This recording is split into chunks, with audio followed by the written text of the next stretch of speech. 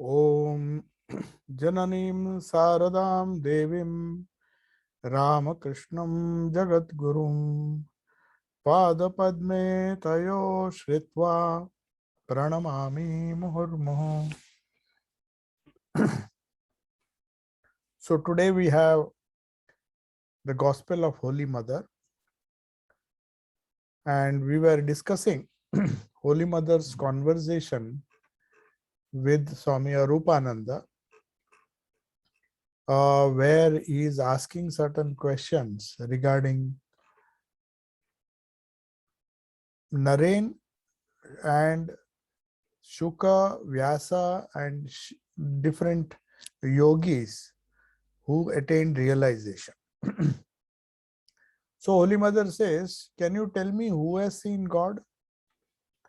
So she is saying, he made Naren attain to God realization. He meant Sri Ram Krishna. So Holy Mother seems to be saying that without Thakur's grace, without his will, Naren would not have got realization. So also, Shuka, Vyasa and Shiva are like big ants at the most. They had glimpses of him. One may see a vision in a dream, but to see God in physical form is a matter of rare good fortune. I mean, Vijay Krishna Goswami was one of those rare people who could actually see the master and touch him when he was in Dhaka, when he was far away from Sri Ramakrishna. So Holy Mother seems to be saying that it is such a great fortune if one has the company or one can have a vision, actual vision of Lord himself. Having a vision in a dream is good, but having a vision, direct vision, is much more important and much more valuable. Now, because the question was that it is very difficult to meditate, so Holy Mother doesn't seem to agree. So she says, why can't one meditate if one has a pure mind? Why should one not be able to see God? When a pure soul performs japa, he feels as if the holy name bubbles up spontaneously from within himself. He does not make an effort to repeat the name. So this is known as ajapa japa, the japa which comes because of practice. There are many things which we can cultivate, and habit makes it perfect. Swami Vivekananda said, habit is, in the West, there is a proverb which says that habit is the second nature of man. But Swamiji says, why second? It is the first nature. It is all of human nature, is what his or her habits are.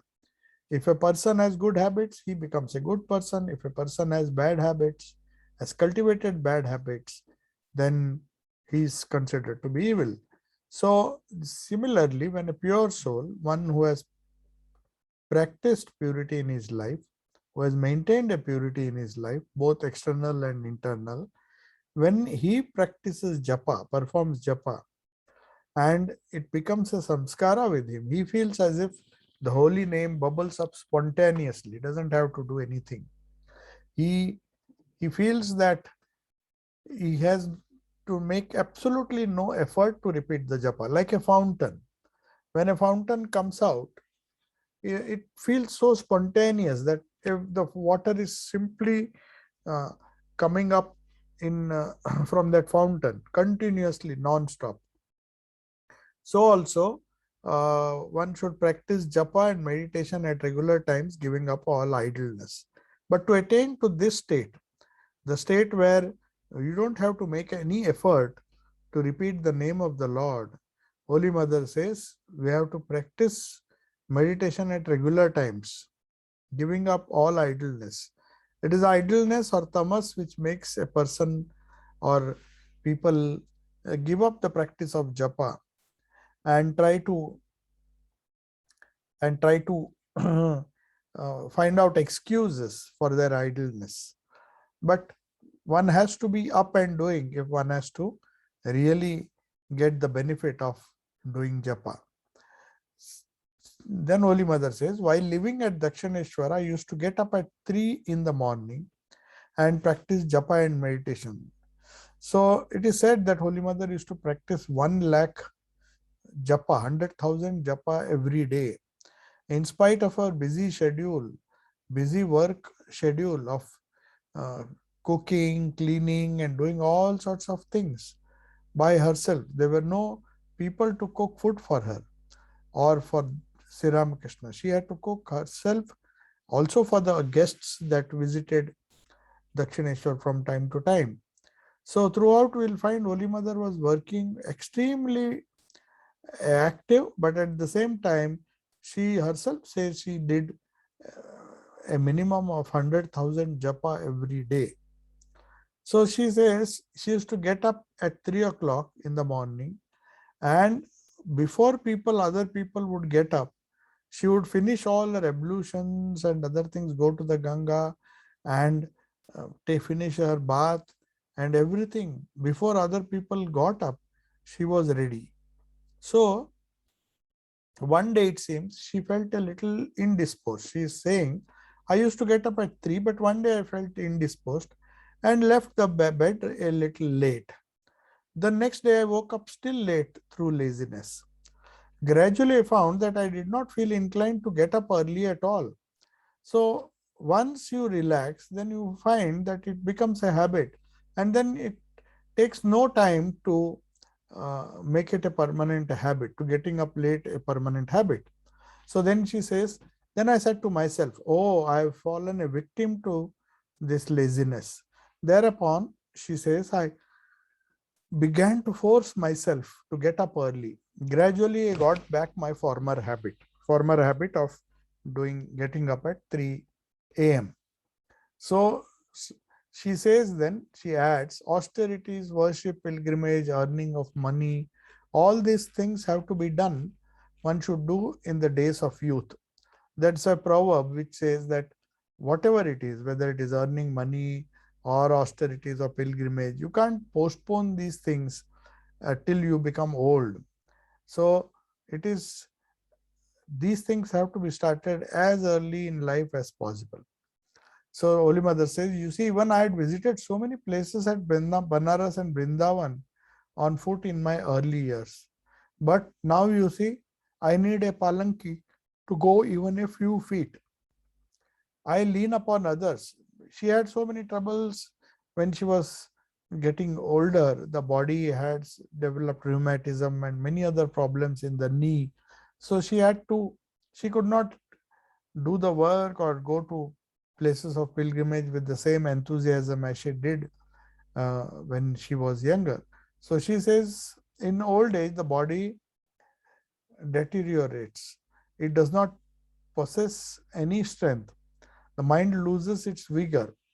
Is it possible to do anything at that time? It's not just the body, but along with the body, the prana, and when the prana becomes weak, the mind also becomes weak. So at that time, one does not, the mind itself loses all its vigor. So that shows how closely the mind is connected to the body.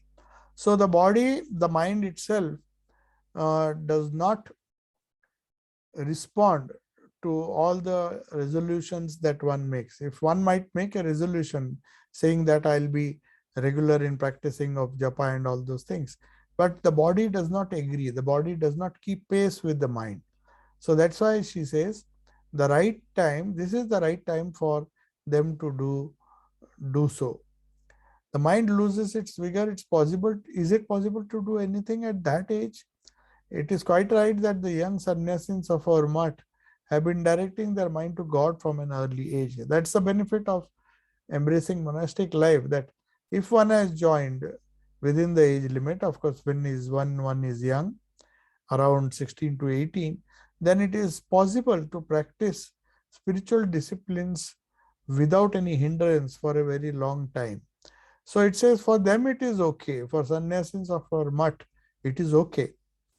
They have been directing the mind to God from an early age.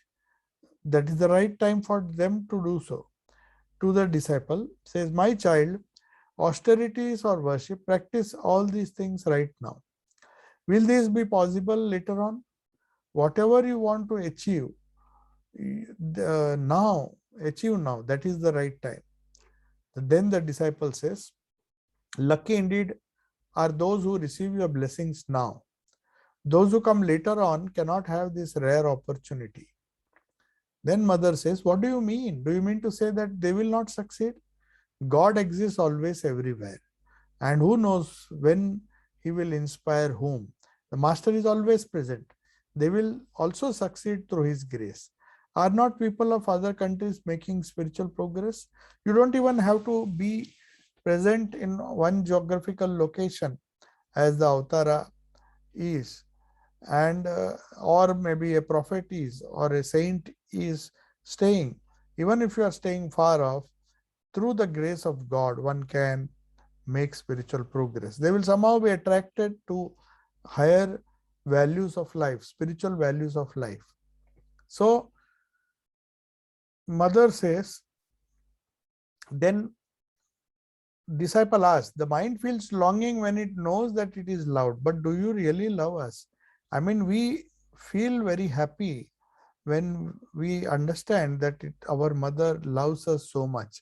That is a wonderful feeling. The mind feels longing when it knows that it is loved, and but the disciple is asking, do you really love us? Mother, do I not love you? I love even those who do a little for me, and you are doing so much. Whenever I touch anything at home, I remember you. I often think of those of you who are with me, and as for those who live far away, I say to the master, oh Lord, please look after them. I cannot always remember them. So whether mother remembered one or not, she used to bless her disciples, including those who live far away. And then if she cannot remember all of them, she used to just pray intensely to the master. Say, please look after them. I cannot always remember them. Then the conversation at takes place at Udbodhan, the prayer hall. The mother was sitting on her bedstead, and some letters were being read out so that she can answer them. Krishnalal Maharaj was also there. He was the one who did Durga Puja, the first Durga Puja. He was the main pujari. So that Maharaj was also there. The letters contained such statements as the mind cannot be concentrated. So many letters, as is usual. The standard question asked by most of the disciples is, I can't concentrate my mind. What should I do? So Holy Mother listened to all these things and then said in a rather animated voice, she became upset. What is all this? The mind will be studied if one repeats the name of God 15 or 20,000 times a day. It's truly so. Oh Krishna Lal, I have myself experienced it. Let them practice it first. If they fail, then let them complain. One should practice japa with some devotion, but this is not done. They will not do anything. They will only complain saying, why do I not succeed? They just want mother to do something for them. That is the problem. So a devotee of God entered the room and asked mother about meditation and japa. She said, repeating the name of God a fixed number of times is japa. So, and telling the rosary or counting on fingers is calculated to direct the mind to God. The tendency of the mind is to run this way or that way. But if we use rosaries or if we use our fingers, then we keep track of what we are doing. We are aware of our repetition. So to keep that awareness alive, to do things consciously, we need to make use of these aids. Through these means, it is attracted to God. So if you have a japamala or if you count something, then you are enthusiastic because you know you have to finish certain targets before you stop. So if that target is there, then Holy Mother says one succeeds in meditation. While repeating the name of God, if one sees his form and becomes absorbed in him, one's japa stops. But she also says that as a result of constantly doing japa, a stage may come when one can just visualize his form very strongly and the mind becomes absorbed in that form. then you don't need, then the japa may slowly stop. Once that happens, you are wonderstruck. One has become wonderstruck that while repeating the name of God, he can immediately visualize the form. So then Holy Mother says, one gets everything when one succeeds in meditation. That is why meditation is practiced by a large number of people, because they think it will give them some worldly benefits. But that is not the purpose of doing meditation. Though it can give you everything, one gets everything. But what really Holy Mother meant here is, you get everything means your life will be fulfilled. You don't feel that you need anything more. We don't feel, when we are blessed by the Thakur or Holy Mother, through their gaze we understand that one will get everything when one succeeds in meditation. But the main thing is that even if you know you can get everything, anything, if one succeeds in meditation, it's a mysterious process, but it is true. But then you won't be inclined to go after small gifts when you are doing meditation. You would require meditation to go higher up. So she says the mind is by nature restless. Therefore, to make the mind steady at the outset, one may practice meditation by regulating the breathing a little. So the prana, when you do pranayama, yesterday we discussed in great detail what pranayama does. It first regulates the breath. It regulates the oxygen content going to all the different cells. It gives a sort of energy to the whole body. When you breathe properly, when the oxygen goes in right amounts and it is spread all over the body, the pranavayu gets evenly distributed and one's mind becomes steady. But it is very natural that man forgets. So in the beginning it is okay that by regulating a breathing one can start meditation. That will help the mind to become steady. That's the main function. Pranayama can help you to make the mind steady, but one must not overdo it. That heats the brain. You may talk of the vision of God or of meditation, but remember, the mind is everything. One gets everything when the mind becomes steady. So it is not that one should force oneself by doing pranayama and other things. If we force, then the brain may get heated, because too much of strain and too much of anything you do in excess, it can cause physiological damage. So we have to remember that it's the mental attitude, the mind, that is everything. Pranayama is just to help the meditation, to help the mind to become steady. Other than that, it should not be used for any other practical and any other worldly benefit. Pranayama may give you some benefit. It may give you a good voice. It may do so many things.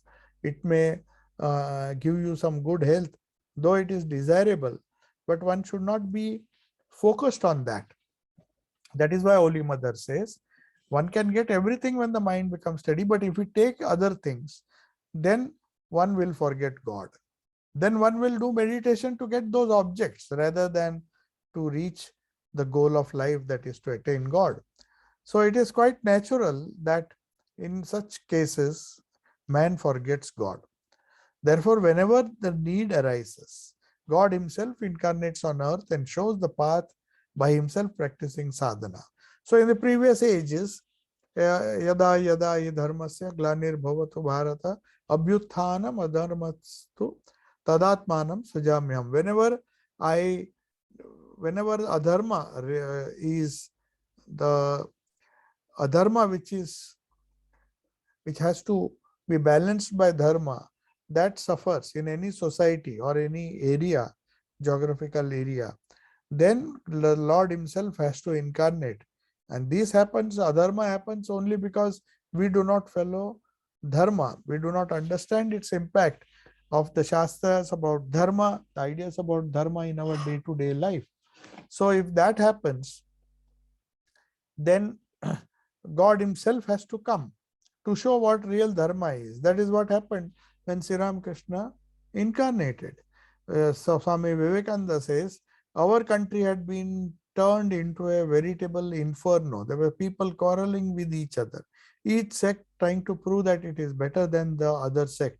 And as a result, many sects within Hinduism, plus those who were the so-called reformist movements within Hinduism, when Hindus felt that they need to borrow certain ideas, they felt that there are some good ideas in other religions which can be taken up and used it. For example, the Christian idea of congregational worship. Normally, everything was done privately. There was no such thing as congregational worship. But the idea of congregational worship perhaps came from the masses and the Buddhist prayers and other things. So Hinduism has adapted. So whenever need arises, a new incarnation comes. So when Sri Ramakrishna came, Swami Vivekananda says, he came to fulfill a particular need. People had not only forgotten that religion had been reduced to mere rituals. And because of this, there were quarrels because your ritual can never be my ritual. So each sect said our rituals alone are true. And then commercialization of religion began. The priests wanted to do certain rituals to earn money. So it became a way of living. So the ideas, the great ideas which are there, the spiritual ideas, the ideas about the soul, about the spirit, and about the grossness of our existence, of Prakriti, all these things man forgets and gets involved in the rituals. So our country, and then because of impracticality in following religion, we do not use religion for the purpose for which it was meant. And as a result, people started getting confused, and a lot of misadventure in the name of religion took place, and many people suffered. And that is why these religious quarrels normally bring a bad name to religion. They think religion means following certain dogmas, certain rituals. And they feel that if that is the case, then what is the point? Within Hinduism, there are so many gods and goddesses, so many types of worship. So what should I do? Why should I get confused by these ideas? There may be hundreds of gods, but Hinduism also gives you the idea of Ishta. So this Ishta, this harmony of religions, accepting all religions and all paths to God, the paths done with sincerity, if they are done with lot of sincerity and yearning, they will lead to the goal of life. That is what Sri Ramakrishna came to show. And he also came to show certain other things which Swamiji spoke of.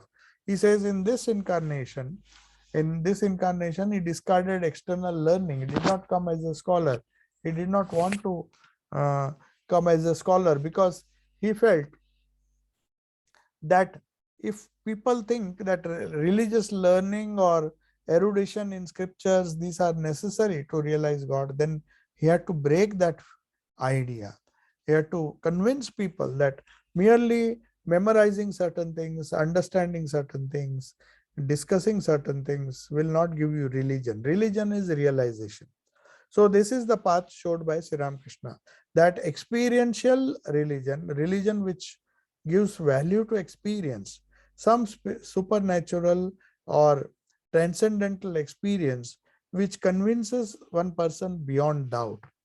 The difference between hallucination and a vision or some experience, genuine experience, is that it is transformative in nature. It transforms a whole person. It gives him tremendous faith to fight all the difficulties of life without complaining, without murmuring, without even bothering. So that is what religion does. When the faith increases, naturally the conviction that the grace of God will be showered upon me sooner or later, that grows.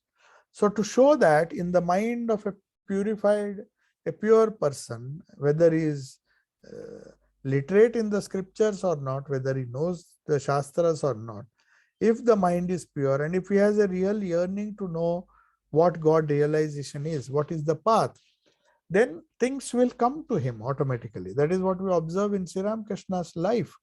When he was worshipping mother. He said, many of our saints whose songs were very popular, they saw you, but why can I not see you? So that was a simple question and simple yearning. His yearning was so intense that for years together he was worrying that he does not have a real experience of God. Then finally, he decides. His yearning was so strong that he was feeling upset that he was denied the vision of God. He says, if Ram Prasad can see, other saints can see, why can't I see? Am I so bad? So that intensity, that yearning uh, was so much that he took a sword and tried to kill himself. And he said, if I don't see you, then what is the use? I have spent my entire life meditating on you. And then suddenly he had a wonderful experience. So many such experiences happened, or they happen still in the lives of some evolved souls.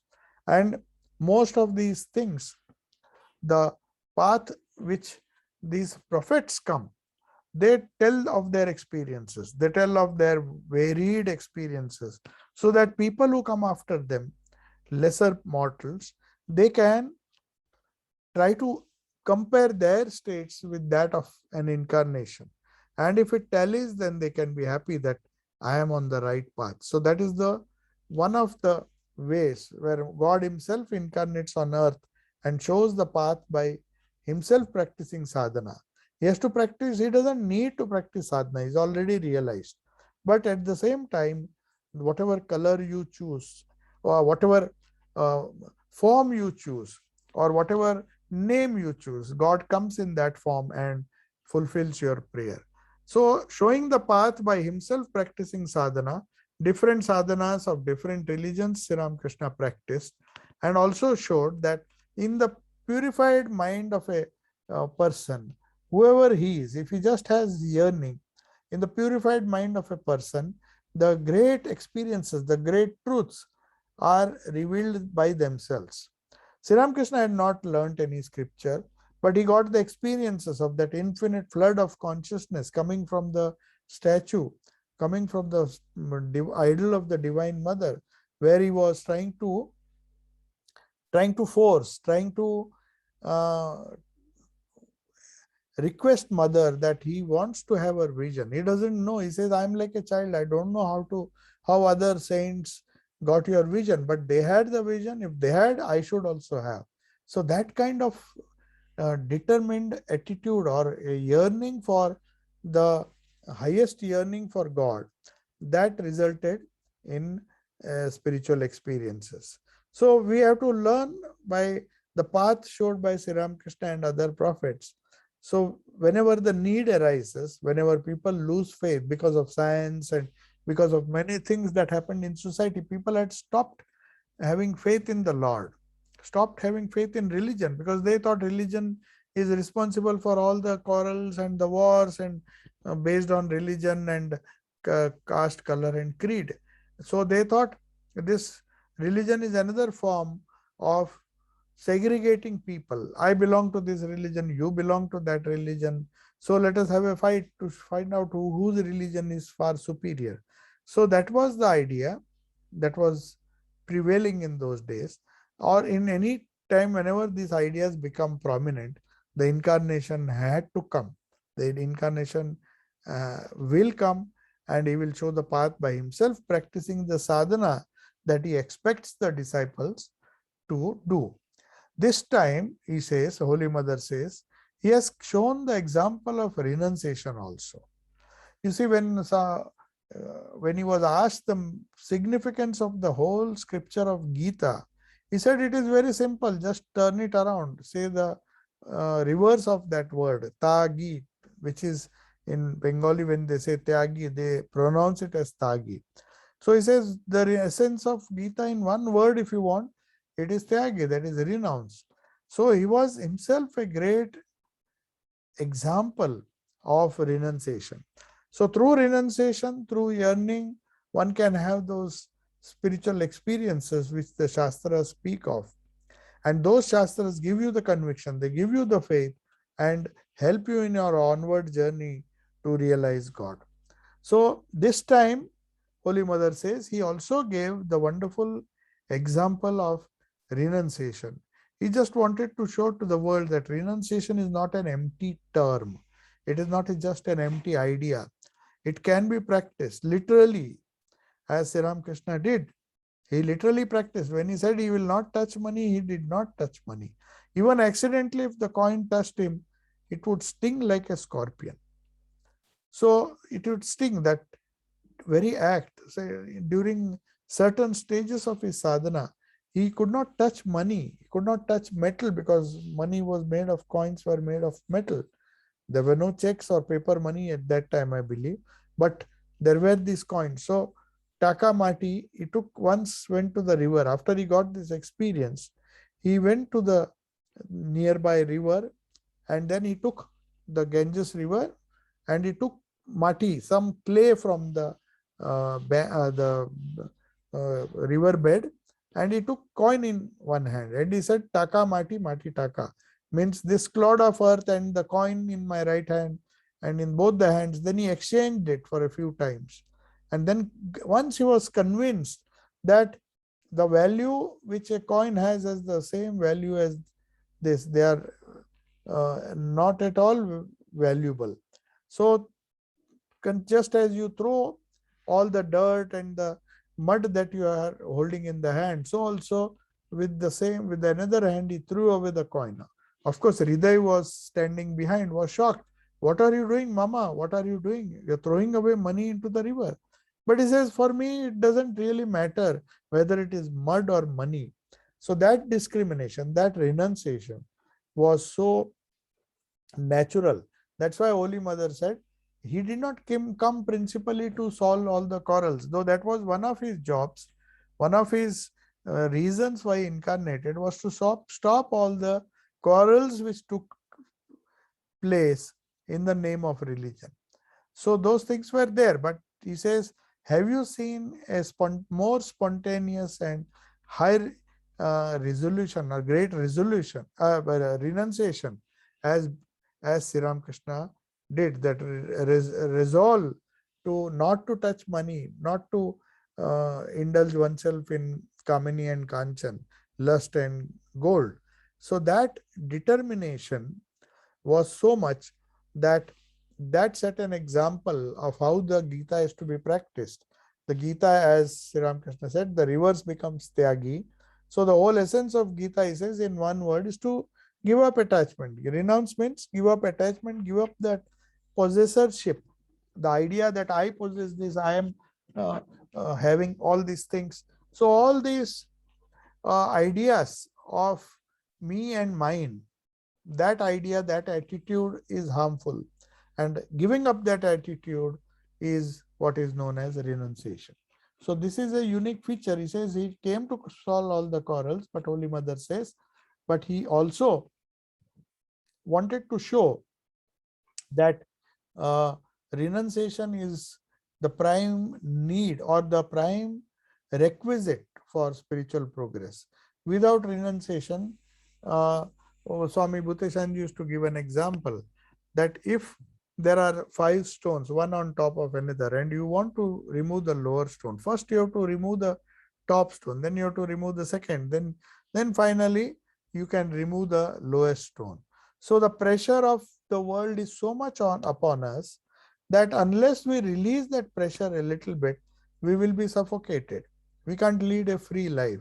Even to lead a free existence, a peaceful existence, an existence full of fulfillment and peace and joy, we require some kind of renunciation. That if there is too much of load of enjoyment, a load of possessions, load of property, load of uh, many other things, if that load is too heavy, then one cannot breathe a free air of spirit. So that is why Sri Ramakrishna never liked the idea of possession.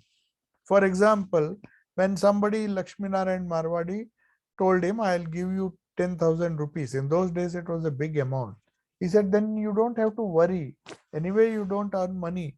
So if I keep this money, it will help you in maintaining yourself. then you can do your puja. And that is the argument which most of the people give. Let me first be secure, and then I will, in that luxury, I will call upon God. So Sri Ramakrishna simply took a stick and went to beat him. He said, you are tempting me. So in another such occasion, he said, I don't know, I don't keep all this money and all, you can go and ask Holy Mother. But then Holy Mother was so wise, she also knew. Then she said, if I take the money, it will be for Sri Ramakrishna's use. So if he has refused and asked if I want money, then I also should say no, because I will not be using that money for myself. I'll be using it for him only. So it will be like he has told you that he will not touch money, he will not use the wealth that people offer. So I can't also possibly take it, because that will be breaking the vows. That will be the breaking the vow of renunciation which Sri Ramakrishna practiced. So here Holy Mother tries to say that harmony of religions, trying to show that most of the paths, all the paths lead to a similar kind of goal. The goal of each religion may be different, but a genuine sadhaka or a genuine aspirant of any religion will reach the goal of life according to that religion. He will not be denied that, because that yearning is that yearning to have experience, to experience for oneself what religion is, what spirituality is. So this path, showing the path, is also one of the roles of the incarnation. So when we change our Ishta, or when we change our mode of worship, it forces the God also to change the way he will shower grace upon us. If you believe as God as father or mother or something else, if that relation is developed, he will respond in that way. If you think he is your friend, he will respond in that way. So Sakha Bhav, then we have Madhur Bhav, where the attitude of a lover and a beloved is there with God. But somehow one has to choose one attitude. Then there is Hanuman's attitude, where he considers himself to be a servant of the Lord. So Lord Rama. So anything that requires to be done to serve the Lord, I will do. So that is in a way a type of karma yoga which can lead to, or combined with bhakti yoga, which will lead us to the goal. So all these paths were revalidated. Sri Ramakrishna did not come to start a new religion. That is what Sri Ram Swami Vivekananda says. We have not come here to create another sect, another sort of movement. Our idea is to harmonize whatever was done in the past, present, and even future, whatever people try to practice in the name of religion. They can compare with the life of Sri Ramakrishna, because that is the path he showed to the modern age, how to get rid of skepticism that God exists. In fact, many scientists believed in that. But there was a cluster of people, there were certain sections of society which believed that higher truths, spiritual truths are true. And to support them, yada yada dharmasya glani, when the glani is there, when dharma needs support, and people who are dharmic, who want to be religious, who want to be spiritual, they need support, then the God comes. Shambhavami incarnates on earth. God himself has to incarnate. It cannot be done by his deputy, because it is, Sri Ramakrishna said, he is like a big engine or a big boat, a big steamer. He can carry many across, whereas we are like small steamers, very small boats, very, very small boats. One or two people can get into it, but it will drown if more people are there. Whereas the steamer can accommodate everybody. So Sri Ramakrishna, by showing his sadhana or showing the path verbally as well as by doing it himself, he promised to Narendra and all those who came after him that he can show you God. He has not only seen God, he doesn't ask you to believe. Ramakrishna doesn't ask us to believe that God exists. In an age where everybody was doubting the very existence of God, science was trying to explain everything in nature. He says, once we understand the working of nature, then why you don't need God. God was needed only for a primitive man. He was needed only to save him from floods, from fire and other things. He thought, I don't have the power to save myself. Maybe God will save me. Today also people go to religion, practice religion, so that some of their worldly prospects, worldly things, which they cannot attain no matter how much they try. They want these desires, these objects to be sent to us, or maybe to be graciously given to us by God. So that is the main purpose. So to show that without renunciation, real religion cannot begin, nor can it be sustained, Sri Ramakrishna came as an incarnation and showed in his wonderful life the path. So that is how the incarnation shows. He doesn't come to just preach or to give us certain advice. So that is why they say the life of a prophet is its own explanation, is the explanation of his teachings. So whatever teachings we get, we find it personified in the person who is teaching us those things. So Sri Ramakrishna showed us that path by practicing sadhana.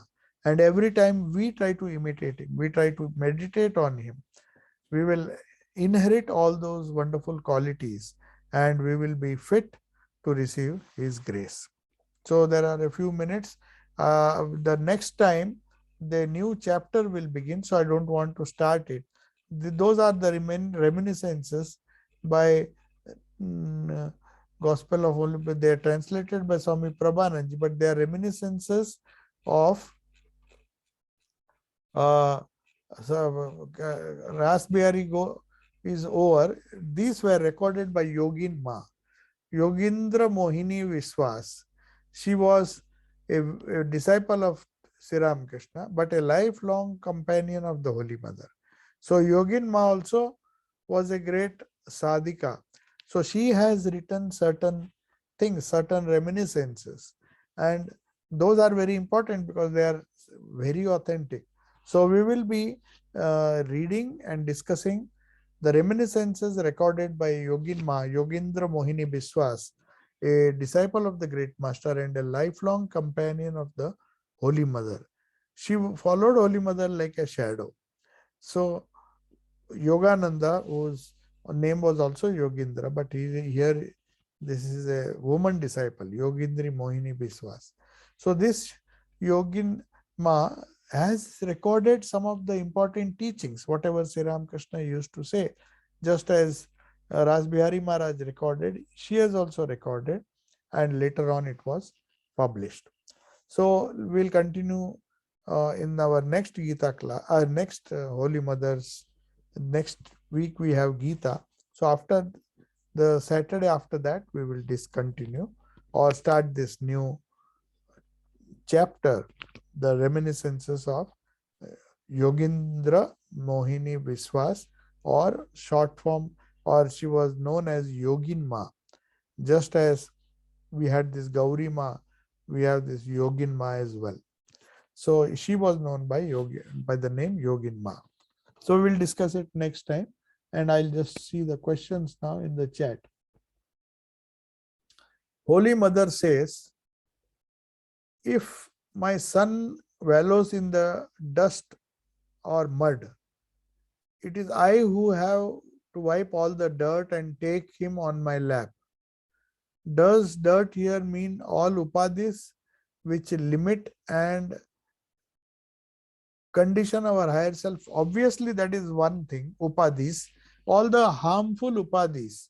Certain upadhis help you to go towards God. Holy Mother is not speaking of that. When she talks of dirt, she is definitely referring to the samskaras which prevent you from spiritual practices.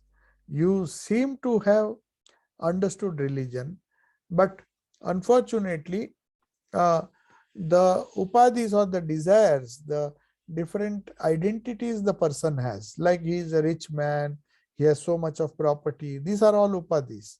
So when he gets stuck and attached to that, it is known as dirt. That is the dirt or the uh, that wiping of the dirt. What does dirt mean? Dirt means certain bad habits or certain worldly things which have become a habit now. They will come and they will disturb us. So Holy Mother says those samskaras have to be first removed. That is the function of a guru. First, he has to exert himself or herself to create an atmosphere where all the karma is burnt away, and then she has to, so cleaning the dust or mud means to remove the samskaras, to burn the samskaras, so that one starts one's spiritual life. It says Swami Vireshwaranji felt as if his whole mind was changed when he got mantra diksha. He felt as if something was clearly wiped out of his consciousness, and many new things. He says, I, as it were, I became a uh, new person on the day of Diksha. So that is what is meant by removing the dirt. Now, there is another question. Too much pranayama is harmful to the mind brain. Everything has to be balanced. Yes, that is true. Too much of pranayama is because prana has to, you need fresh oxygen, that's all. But if we overdo it, some of the organs or some of the organs of the body which are very sensitive, especially the lungs and all those things, they get affected and then you finally get diseases. So all these asanas or all these things which we do, uh, which we have to do, this pranayama and other things, has to be done under proper guidance. Not only that, it should not be ever overdone. Overdoing will cause a great tension, and then one cannot get the benefit, of pranayama. Practice of pranayama should be only to regulate one's and quieten one's mind. If that is the purpose, then it is fine. Sri Ramakrishna says, Sri Ramakrishna can't perform miracles due to giving whole mind to goddess Kali. So where there is God, there are no miracles. He, Thakur, suddenly started a story of Arjuna and Krishna.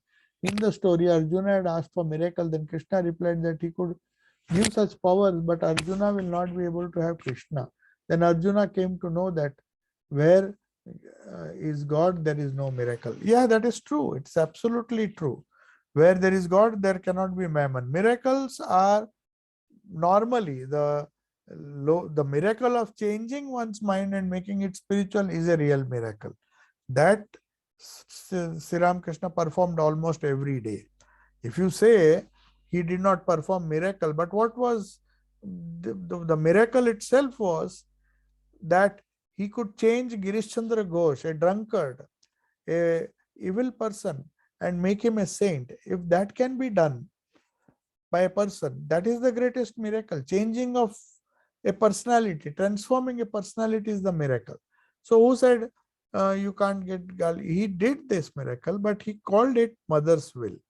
So if you don't fix the mind on the Divine Mother, most of the time you cannot even perform these simple, the worldly miracles are very easy to perform. Like for example, uh, creating the power of concentration that you have to earn money or to do so many things, but that depletes our resources.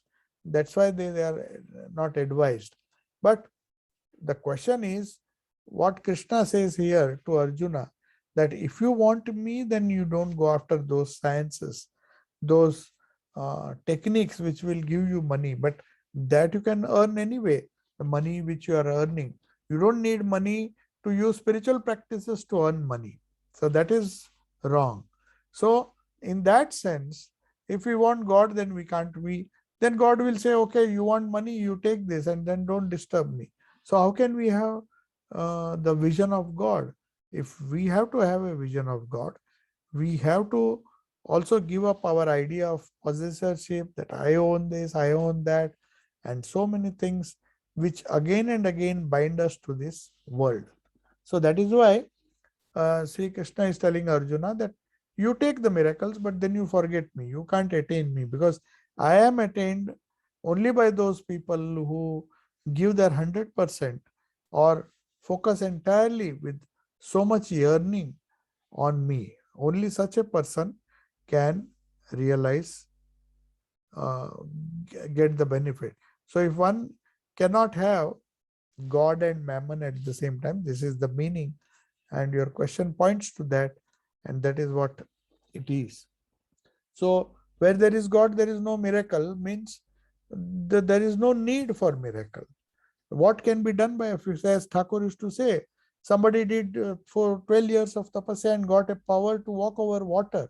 So as he was walking over water, Thakur, that gentleman said, what do you mean? You spent 12 hours just to cross the river on over water? If you were practical, you would have given 10 paisa, 10 pi was the fare at that time, to ask the boatman to cross you to the other side. What have you gained?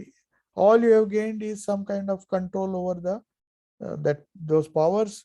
So miracles can be done, and according to yoga, miracles are part and parcel. When one delves deep into meditation and goes into the cosmic order, then forces of Prakriti help him to create these miracles. They are nothing but manipulation of the forces of Prakriti that anyway Purusha is doing through his consciousness. But our goal is to not to fall into this trap and then go towards the consciousness. Yes. Now there is one more question. Vidya Maya, the Maya which is conducive for spiritual progress. The Sadguru knows it all. He just allows Maya to play its role and watches its play as a witness. He allows both future saints as well as money-minded, eager people who are hardworking devotees to be in the organization. He cares for the former and allows the latter for the sustenance. He rejects none, he blesses both. When you run a hospital, you can't refuse patients with contagious disease. Yes. So Vidya Maya and Avidya Maya, God uses, but there is no reason that we should have these contagious diseases. That is not the logic. I mean, God supports both. But then what we get from God, that is more important. If we seek money, we'll get that, but we won't get anything else. So do we really want that? Avidya Maya will make us ask for something which is ultimately not useful for us.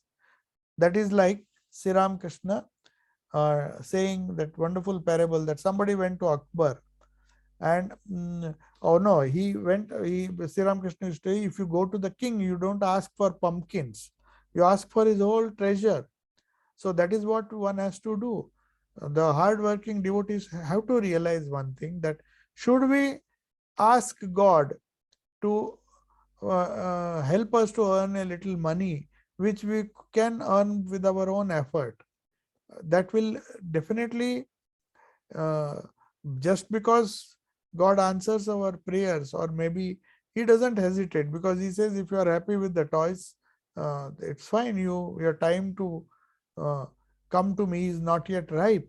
So you play, you be happy if you are in the kindergarten. So it's not a question that God helps both. That doesn't mean that he is happy with those people who want him rather than those who want his toys. If people want his toys because of ignorance, he said, okay, let that child grow up and then he will get his due. So when the child is small, the mother doesn't force, doesn't tell him, the father doesn't tell him that you are inheriting such a big property. And for the child, that has no value at all. He will say, I don't care if I am a billionaire or if my father has a special big cars. As long as I can get my toy, I am happy with my chocolates, with my toys. That is my world. So the rich devotees, as you mentioned here, if they are happy with Avidya Maya, mother says, okay, the Sadguru or Sri Ram Krishna, the Ishta or the Guru, he doesn't bother much, because unless he is of course an expert doctor, in the sense Uttam Vaidya, he will force spirituality upon them. He will tell him what you are doing is wrong. But a Sadguru has to do that. So that's why Sri Ram Krishna never compromised. though he listened to everybody. But finally, you see in the gospel, he will never talk of avidya maya. Uh, so people, when they earn money, he doesn't stop them, no doubt. Balram Bose earned money, but then he saw that they used it for good purposes. That was important. He never supported people who earned money by wrong means, and he said, "Okay, I will support you because you are uh, uh, doing something which doesn't go with the dharma." So God can never be seen to protect adharma. If he does that, then he is not God. So one has to remember that though there may be some success, whatever prayers we pray for, we may get it, but don't think God supports that. God will definitely not support us to have both God and Mammon at the same time. He is that way very jealous. That's why Sri Krishna told Arjuna very clearly, if you want that, then forget me. Then don't yearn for me. You can't attain me. So there is a difference between following avidya maya and vidya maya. Those who are lucky, those who have got a sadguru, he will always tell you. Some guru who guides you on the right path will tell you what is vidya maya and how to avoid avidya maya. Okay. So I'll take your leave now. Om Shanti Shanti Shanti. Harihi Om Tat Sat. Sri Ramakrishna Arpanamastu.